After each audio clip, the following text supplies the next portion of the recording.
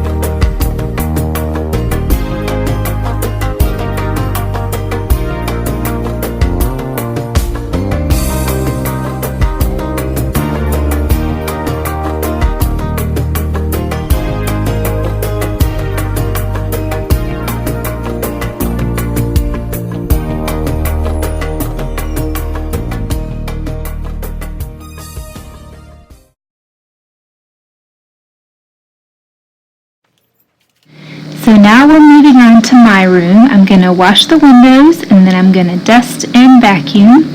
This is my favorite of my little routine with chores. This is my favorite week, is dusting and vacuuming. My favorite chore is vacuuming. My very least favorite chore is bathrooms. So that's the next week and I alternate back and forth.